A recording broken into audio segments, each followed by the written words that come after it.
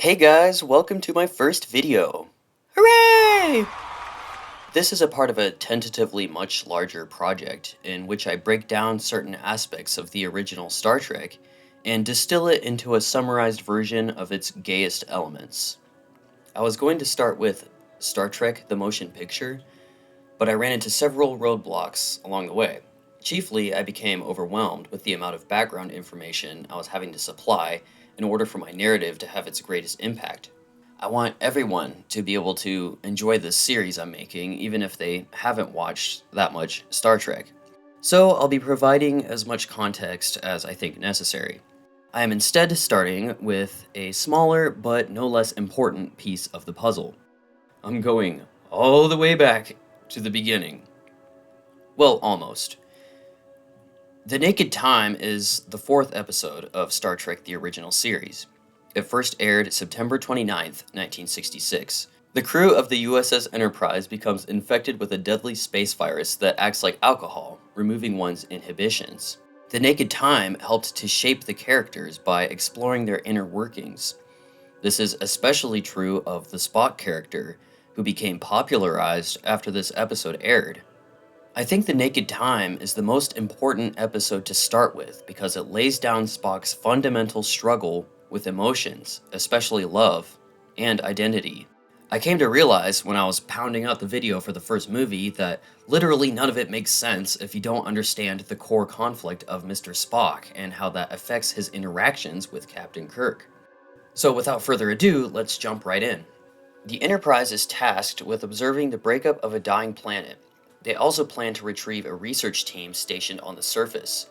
Mr. Spock and Lieutenant Tormolen beam down, only to find that the life support systems have been turned off, and the entire research team has frozen to death. One officer is found in the shower fully clothed, and another is found strangled.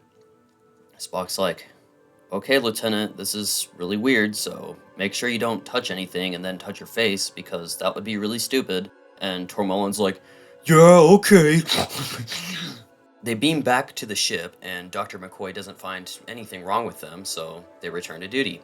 Shortly after that, Tormolen starts to act strangely. He has a breakdown in the mess hall, waves a knife around, and kills himself. Lieutenants Sulu and Riley attempt to stop him, but it's too late. While attempting to save Tormolen's life, the virus then spreads to them. Sulu runs around half naked with a sword, while Riley locks himself in engineering and starts to sing an Irish ballad. They have now spread the virus to half the ship. People begin abandoning their posts. As a result, the Enterprise destabilizes and is pulled into the gravity well of the dying planet. While Scotty tries to access engineering, Dr. McCoy works tirelessly to find an antidote to the rapidly spreading virus. Spock informs the captain that they have 16 minutes to correct their course. Several decks have already become overwhelmed with fights and general chaos. Spock is ordered to first help expedite Scotty's efforts to access engineering, then offer his assistance in sickbay.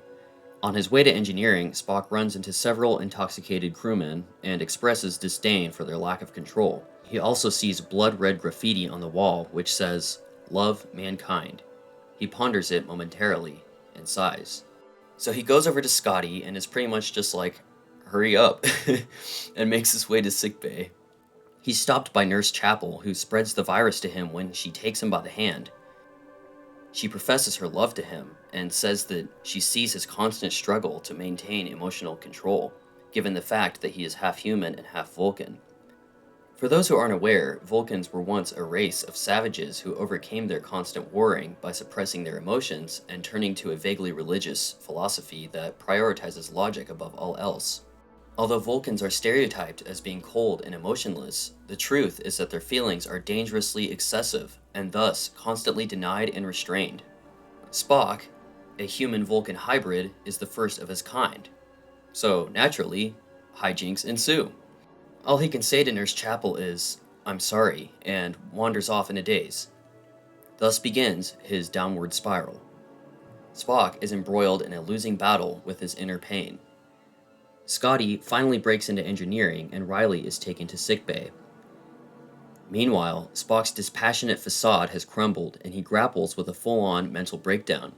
He says once again, "I'm sorry," to no one in particular and loses all control.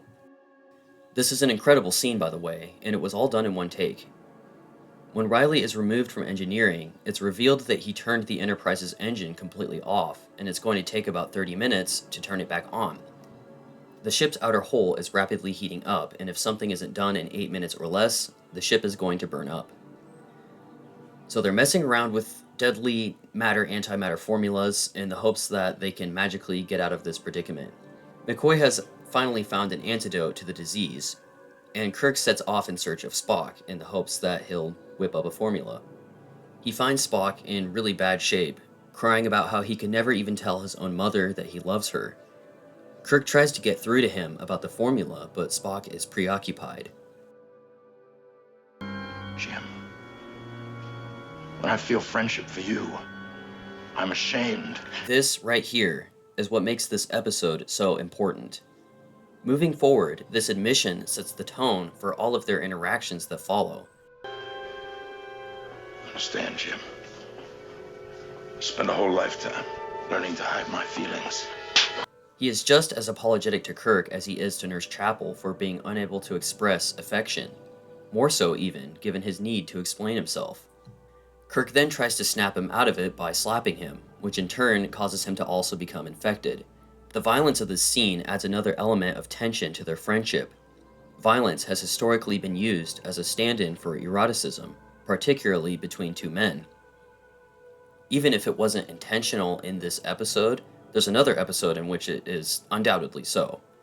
Amok Time, however, will be a much longer video, so just stay tuned on that one. After Kirk is infected, he tells Spock that he is better off without love, and has a quick meltdown about how he can't pursue long-term relationships while also protecting his greatest love, the Enterprise. He asks Spock if he's ever noticed Yeoman Rand, who is quite beautiful. He's like, "You're allowed to notice her, I'm not." Kirk is a master of both projection and deflection.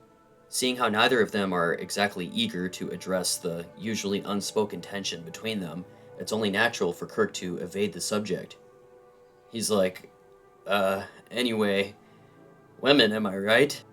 I think it's ironically easier for Captain Kirk, being the man that he is, to downplay their feelings for one another throughout the original series. Spock, on the other hand, is a lot less comfortable with women overall, and is more consistently driven to chaos by his love for Kirk. This is something that's noticed by almost everyone who sees them together. Interesting. Where would you estimate we belong, Miss Keeler? You? At his side, as if you've always been there and always will. Anyway, after slapping each other around for a while, Spock comes up with a magical formula to release the Enterprise. As Kirk enters the turbo lift, he is bombarded with a similar message to Spock's. On the bridge, McCoy comes over and just tears the shit out of Kirk's shirt and gives him the antidote. Some science-y space shit happens with time and antimatter, and the Enterprise is returned in one piece, albeit 3 days in the past. And yeah, that's the end of the episode. Friendship is apparently an alien concept on Vulcan. In this early episode, Spock is admitting to Kirk that their relationship would be taboo on his home planet. Even if you don't buy their feelings as being literally homosexual, they still fit perfectly into the magical lands of gay metaphor. Spock's feelings of love for Kirk are canonically intense, and he's been trained to believe that expressing them is wrong and will be met with personal and societal rejection.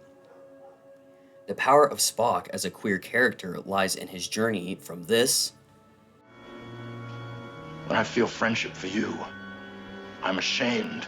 to this. You are my superior officer. You are also my friend. I have been and always shall be yours. And I only hope that I can do that emotional arc justice with this series. Well, I hope you enjoyed this video. Please let me know what you thought of it and what you thought of the episode. Until next time.